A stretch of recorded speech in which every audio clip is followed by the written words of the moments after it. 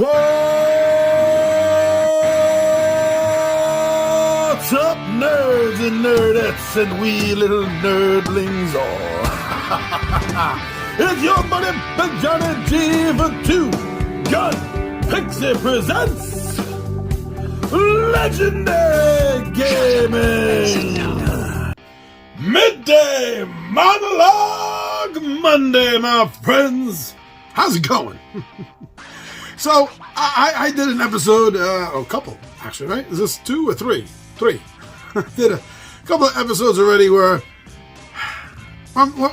basically I'm just saying, hey, you, publishers, stop doing this.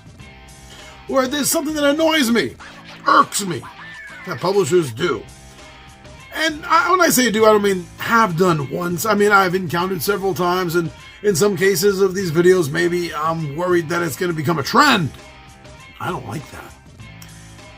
This already is way past being a trend. What I'm talking about here now is this is a standard. And I hate it.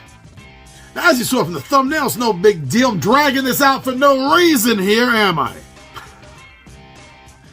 Yes, I really hate being bent over by the publishers when it comes to minis. I mean, I love big games. I cannot lie. I mean, other gamers might deny. I keep going with that thought. I might get a copyright strike.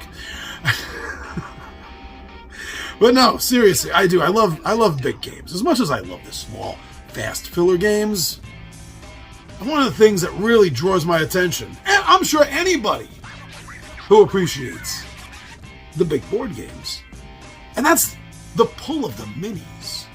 Now, I know there's a little bit of a back and forth going on in the board game community over plastic. Like the whole idea of raping the rainforest for more wood and cardboard, to make cardboard standees is any nicer of a choice. But let's say that's that for that conversation and move on. That video is not about that argument. Come on, minis are nice. They really do make your game just stand right out, doesn't it? It pops in your eye when you see those minis standing on the tabletop. But what makes those minis even greater? When they're fully painted. Now, talk about eye-popping. Talk about eye-catching. Talk about aesthetically pleasing. You don't get much better than that when it comes to board games. The problem is, apparently it costs way too much money to come out with painted minis. That's the main reason that I've always been given, is that it costs way too, which makes me question, when I see things like Cool Mini or Not, coming out with the Looney Tunes Mayhem board game, and there's only one version of it, and that's with pre-painted minis, and the cost is nominal. I mean, it's quite normal what you would expect to pay for a game like that. There's no up cost because they're painted. So when I see companies, especially the big companies, okay, I'm not picking on the small guys and girls. I'm not picking on you guys. I'm picking on the big companies here. When they have the balls to come out with a game that has tons of minis in it that are unpainted, and then they have a deluxe super edition for collectors, they call it usually, with the actual painted minis in it, and the uptick on that is usually anywhere from $40 to $60 to maybe even almost $100 more. I don't buy it. I mean that in both senses. Generally speaking, I don't reach into my wallet, take out the money, and purchase it. But I also don't buy it in the sense I don't buy your BS. Because there are companies that come out with the painted minis.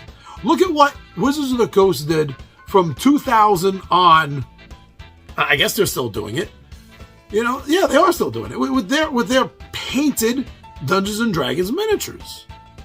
It's not costing an arm and a leg to get them. They have the price pretty damn low. So now the other thing that comes to my mind that I've been argued against about why so many companies come out with unpainted miniatures is because of the painting hobby. Well, yeah, I know that. I know that there are hobbyists out there who like to paint miniatures. And I know many of them are gamers, RPGers, board gamers, both.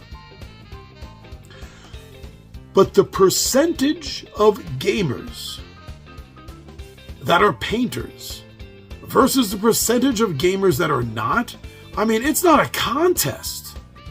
It's not.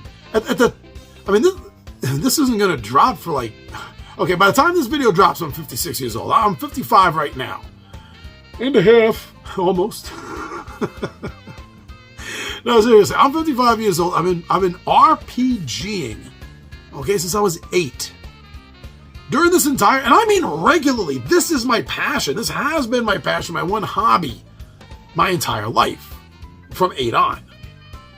And during that time period, I have had 2 friends that were casually interested in painting, Dennis and Ray, friends of mine growing up when I was kids.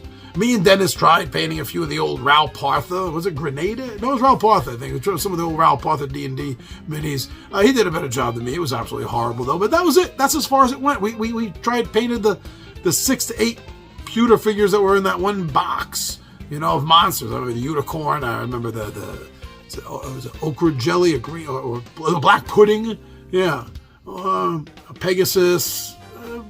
Whatever the set was from Raoul Partha, or sets. Maybe it was 2. But that's it. That's all we did. Ray never painted any of the miniatures. He liked to draw. He never painted any of them. As far as, outside of that, I got my friend Edmund, who was a gamer, and he likes to print and paint miniatures himself. And then in the 20-Sided Warriors, we got Kyle. Kyle likes to paint miniatures. Kyle never has time to paint miniatures, though. He's a very busy guy. And I'm not going to get into his schedule right now because that's his story to tell. But he's a balls to the wall, very busy guy. So he doesn't have time to paint. So in my 47 or whatever the hell years it's been gaming, active gamers who actively paint, I can say I know one. One. I've heard of many. I see many online.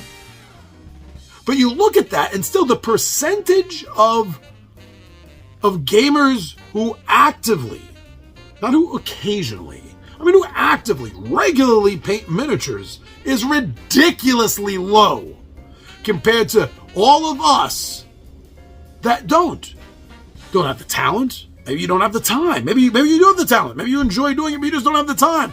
We don't. Okay? So then these big companies will bend us over without taking us out to dinner first and tell us, oh, well, if you want painted version of the minis, well, you're going to have to, give us an extra $100, an extra $60. Screw you. Screw you. And what really grinds my gears, as Peter Griffin would say, is when companies flip-flop on this. Like, look at Wizards of the Coast. They have all these pre-painted Dungeons & Dragons miniatures, and yet they don't use them for the Dungeons & Dragons cooperative adventure board games. Now, you can sit there and argue with me that Wizards of the Coast no longer publishes them.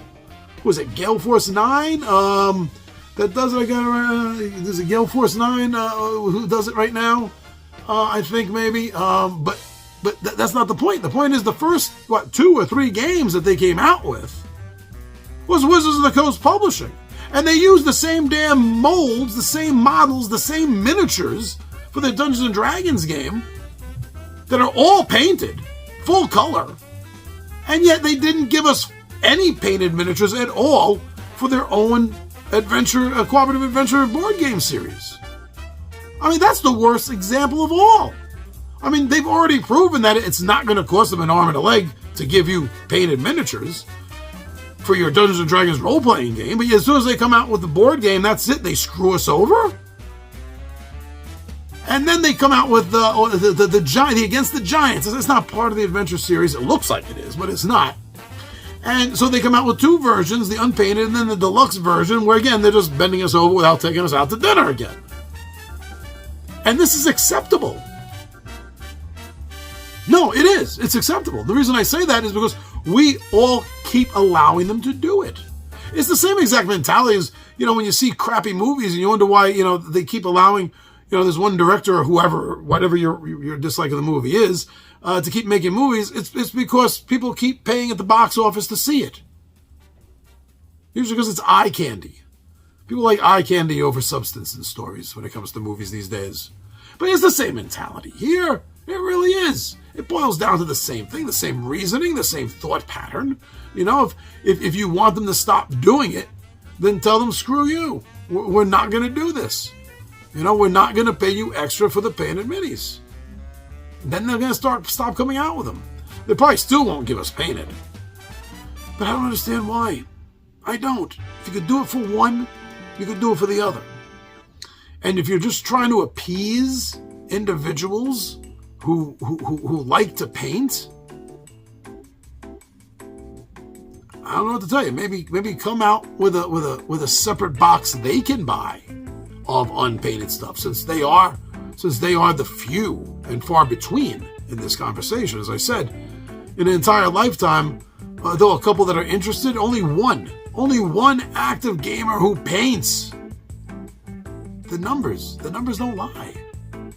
Stop wasting our money. Just stop.